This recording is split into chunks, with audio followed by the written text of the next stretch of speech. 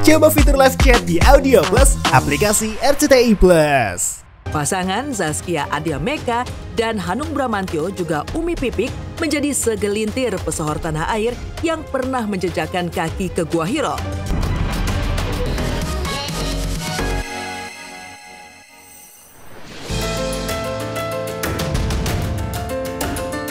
Di Jazirah Arab atau di negeri para nabi, terdapat gua-gua bersejarah yang kisahnya bahkan membuat takjub. Para selebriti tanah air pun sampai mencoba naik dan masuk ke gua-gua tersebut yang berada di bukit atau gunung dengan kondisi medan yang sulit dan curam. Maka, inilah perjuangan Zaskia Meka bersama Hanung Bramantyo ke Gua Hiro walaupun hampir ingin menyerah karena cukup tinggi dan curam, juga perjuangan Okky Setiana Dewi ke Gua Ashabul Kahfi di mana 7 pemuda tertidur selama 309 tahun hingga kisah Gua Sajadah. Seperti apa kisah-kisah gua bersejarah itu?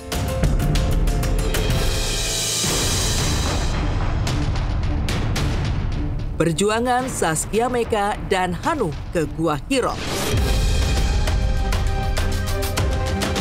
Gua Hiro adalah tempat di mana Rasulullah Shallallahu Alaihi Wasallam menerima wahyu pertama dari Allah Subhanahu Wa Taala melalui malaikat Jibril. Wahyu pertama itu adalah surat Al-Alaq.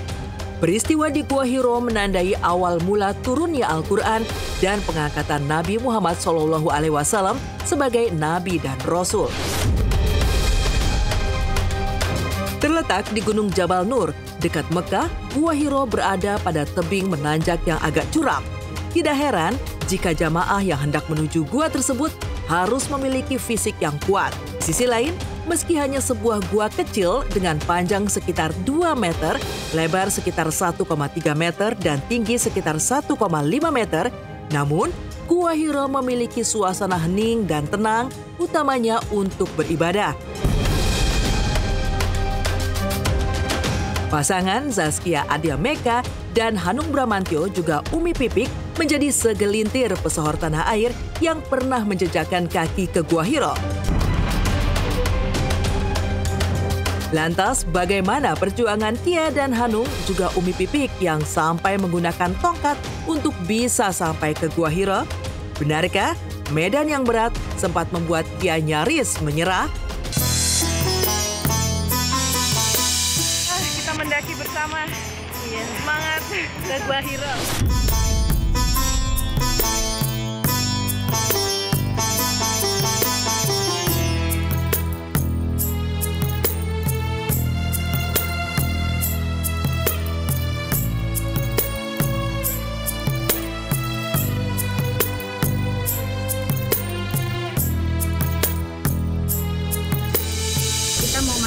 Saya mau masuk ke dalam. Untuk menuju Gua Hiro itu harus masuk ke melewati batu yang lorong ini yang sempit sekali. Udah bisa kasih lihat.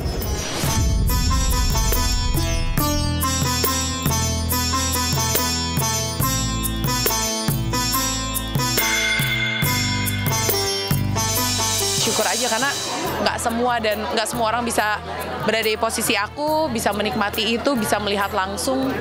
Dan ya alhamdulillah lah bisa lebih dekat aja rasanya. Alhamdulillah aku udah pernah sih ke Gua Hiro. Masya Allah sih perjuangannya kebayang pas zaman Rasulullah seperti apa. Jadi kayak ngebuat kita kayak ya Allah perjuangan Rasulullah tuh Masya Allah banget. Pingin tahu banget. Tapi Ustadz bilang itu kalau nanjak ke sana capek karena Ustadz udah pernah. Jadi aku masih nanti one day kita ke sana ya temenin ya gitu. Jadi insya Allah pengen banget ke Gua Hiro. Perjuangan orang-orang ke Gua Bani Haram atau sering disebut Gua Sajadah. Selain Gua Hira, di kota Madinah juga terdapat gua bersejarah lainnya. Bernama Gua Bani Haram. Gua yang letaknya dekat dengan Masjid Nabawi ini pernah menjadi tempat Rasulullah Shallallahu Alaihi Wasallam sholat, bermunajat, menyendiri, dan bertafakur. Gua Bani Haram yang terletak di Bukit Sela juga dikenal dengan sebutan Gua Sajadah. Berdasarkan riwayat, selama berada di Bani Haram, Rasulullah Shallallahu Alaihi Wasallam tidak mengangkat kepalanya atau dalam keadaan bersujud selama 3 hari 3 malam. Kecuali setiap Bilal bin Rabah mengumandangkan azan, barulah beliau bangkit untuk menjadi imam. Setelah itu, Rasulullah pun sujud kembali. Merujuk sejarahnya, tidak heran jika banyak jamaah asal Indonesia yang berbondong-bondong datang ke Gua Bani Haram serta mengabadikan momen perjuangan mereka saat naik ke gua tersebut.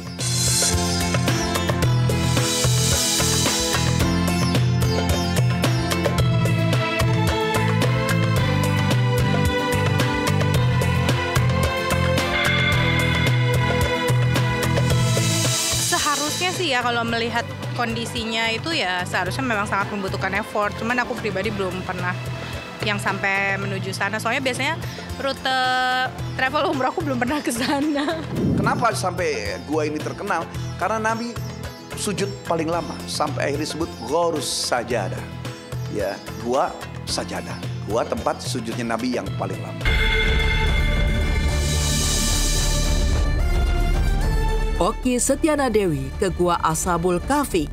Kisah 7 pemuda tidur selama 309 tahun dalam gua.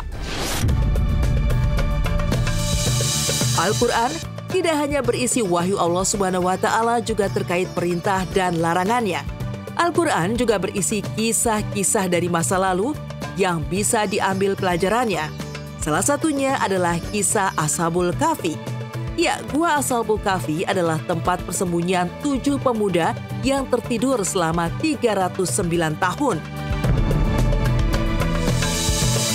Kisah ini terjadi sebelum zaman Nabi Muhammad SAW dan diceritakan dalam Al-Quran surah Al-Kahfi ayat 9 hingga 26. Gua Ashabul Kahfi sendiri diperkirakan berada di Gua Rajib, sekitar 8 km dari Amman, Yordania. Gua ini memiliki pintu masuk sempit, namun cukup untuk dilalui beberapa orang.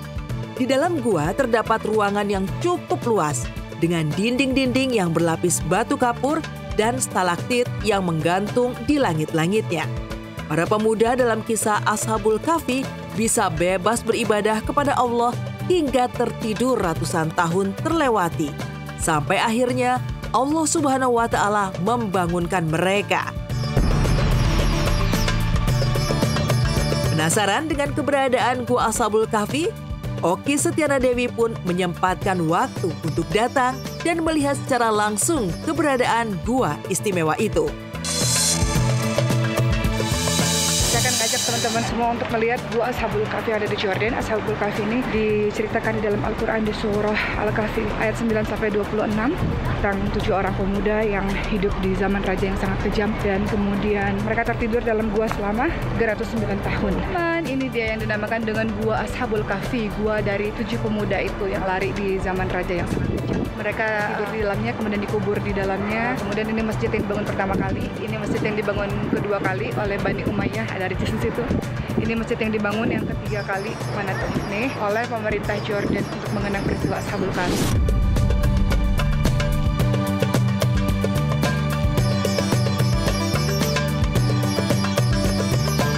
Alhamdulillah bisa masuk ke sana dan keadaan sangat damai. Alhamdulillah saya bersyukur.